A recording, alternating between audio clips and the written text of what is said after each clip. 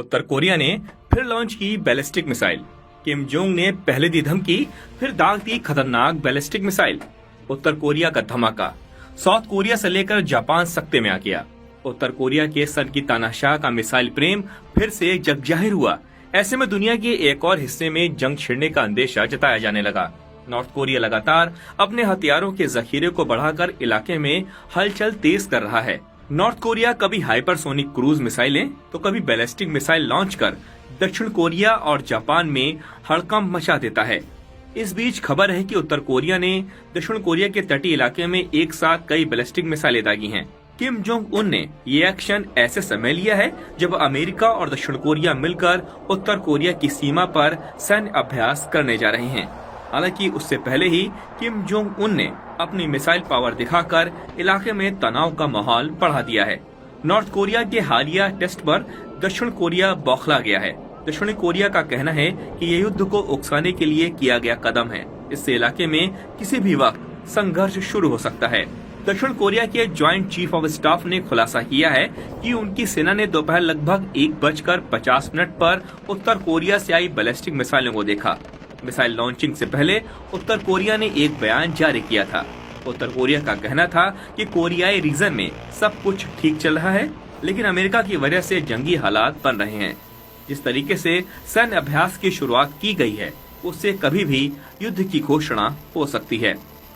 उत्तर Korea का कहना है कि 1953 में आखिरी बार दोनों देशों के बीच युद्ध विराम हुआ था। अगर अब अमेरिका उकसाने वाली कार्रवाई करता है तो ये युद्ध विराम टूट सकता है। मालूम हो कि उत्तर कोरिया ने 3 दिन पहले ही अमेरिका को धमकी दी थी। उत्तर कोरिया के तानाशाह किम जोंग उन ने कहा था कि उनकी सीमा पर अगर सैन्य अभ्यास किया जाता है तो वो चुप नहीं बैठेगा। न्यूज एजेंसी एपी के मुताबिक कोरिया की सीमा पर अमेरिका और दक्षिण कोरिया 11 दिन का सैन्य अभ्यास करने जा रहे हैं। इससे नॉर्थ कोरिया को जंग का खतरा मंडाने लगा है। इतना ही नहीं, नॉर्थ कोरिया को ऐसी आशंका है कि सीमा के जरिए अमेरिका कहीं उसके इलाकों में हमला न कर दे। दरअसल जब से अमेरिका के राष्ट्रपति पद पर डोनाल्ड ट्रंप की वापसी हुई है, तब से नॉर्थ कोरिया और अमेरिका के संबंध भी सबसे निचले स्तर पर पहुंच गए हैं। ट्रंप की ओर से लगातार नॉर्थ कोरिया के खिलाफ हमले की धमकियां निकलती रहती हैं। इससे तमतमाया नॉर्थ कोरिया भी जवाबी कार्रवाई करता रहता है। यही वजह है कि किम जोंग उन की बहन ने 3 दिन पहले अमेरिका को चेताया था कि आप अपना अभ्यास कहीं और जाकर करें, वरना हम आपको छोड़ेंगे नहीं। इस बीच नॉर्थ कोरिया और साउथ कोरिया के बीच बढ़ते तनाव पर स्थानीय लोगों में जमकर गुस्सा फूटा है। साउथ कोरिया के प्रदर्शनकारियों का कहना है कि अमेरिका के साथ हो रहे युद्धाभ्यास से इस क्षेत्र में तनाव बढ़ेगा, जान माल का भारी नुकसान होगा। प्रदर्शनकारी अपने हाथों में स्लोगन लिखे तख्तियां लिए हुए थे। यूएस और साउथ कोरिया के इस युद्धाभ्यास को रोकने के लिए जोर जोर से नारे लगा रहे थे।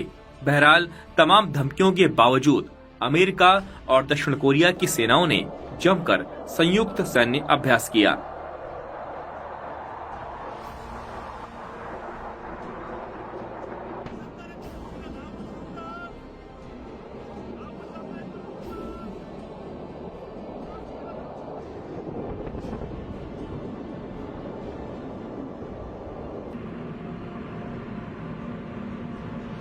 이후로 포천 시민들의 생명과 안전은 언제든지 침해받을 수 있다는 주장과 다르지가 않다라고 생각합니다. 이제 포천 시민들은 계속 진행되고 있는 이 군사훈련에 대해서 근본적으로 묻지 않을 수 없습니다. 누구를 위한 안보이고 누구를 위한 군사훈련인지에 대해서. 이 사건이 발생한 지역 자체가 남북 접경 지역이기 때문에 사실 주민 피해뿐만 아니고 자칫하면 남북 사이의 군사적 충돌로도 비화될 수 있었다는 점에서 저희는 매우 심각하게 우려하고 있고 이런 우려사항과 또 한반도 평화 또 주민 생명을 위해 훈련 중단의 조치가 필요하다는 점 강조하기 위해서 오늘 기자회견을 갖게 되었습니다. इस दौरान दोनों देशों की सेनाओं ने अपने अपने अत्याधुनिक हथियारों और रण कौशल का प्रदर्शन किया। ये सैन्य अभ्यास इन दोनों सेनाओं के सालाना अभ्यास का हिस्सा है। हालांकि नॉर्थ कोरिया इसे हमले के पहले युद्धाभ्यास मानकर विरोध जता रहा है। साउथ कोरिया के ज्वाइंट सैन्य चीफ ने बताया कि उत्तर कोरिया ने साल भर में 5वीं बार इस तरह की मिसाइलें छोड़ी हैं। ये मिसाइलें ह्वांगवई प्रांत में छोड़ी गई हैं। हालांकि उन्होंने इसके बारे में विस्तार से नहीं बताया। बता दें कि इससे पहले सोमवार को दक्षिण कोरियाई और अमेरिकी सेनाओं ने अपना वार्षिक संयुक्त सैन्य अभ्यास शुरू किया। इन दोनों सेनाओं का ये अभ्यास 11 दिनों तक चलेगा। दक्षिण कोरियाई और अमेरिकी सेनाओं के फ्रीडम शील्ड कमांड अभ्यास के तहत लाइव फायर प्रशिक्षण रोक दिए जाने के बाद ये सैन्य अभ्यास शुरू हुआ।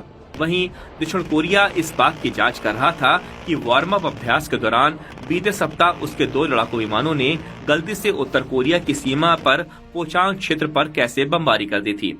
इस हादसे में 30 लोग जख्मी हुए थे, जिनमें 2 लोगों की हालत नाजुक है। इस हादसे में साउथ कोरियन फाइटर विमान KF-16 ने गलती से नागरिक इलाके में MK-82 के 8 बम गिरा दिए थे। ये सब तब हुआ जब अमेरिकी और दक्षिण कोरिया की सेना फ्रीडम शील्ड एक्सरसाइज के तहत एक दूसरे के खिलाफ फायरिंग कर रही थी। स्थानीय खबरों के अनुसार साउथ कोरिया की वायुसेना ने माना कि बीते सप्ताह के F-16 विमान के पायलट गलत कोऑर्डिनेशन के चलते बॉम्बिंग साइट में आ गया था। इसी दौरान गलत समय, गलत आंकड़े और गलत जजमेंट की वजह से ये हादसा हुआ।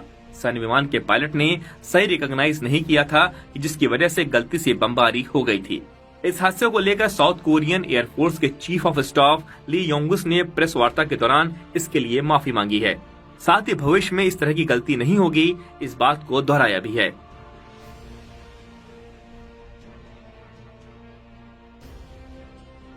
민간 지역에 포탄이 떨어진 사건은 공군의 훈련 관리 및 안전 절차가 심각하게 미비했음을 여실히 보여주는 사고로 이에 대한 책임을 엄중히 묻지 않을 수 없다.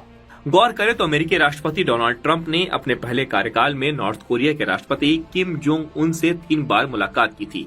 ट्रंप चाहते हैं कि नॉर्थ कोरिया से कूटनीतिक संबंध बहाल हो। बता दें कि न्यूक्लियर प्रोग्राम और शस्त्रीकरण को लेकर उत्तर कोरिया को बड़े संघर्षों का सामना करना पड़ रहा है। हालांकि प्योंगयांग अमेरिका की इस पहल पर अभी आगे नहीं आया है।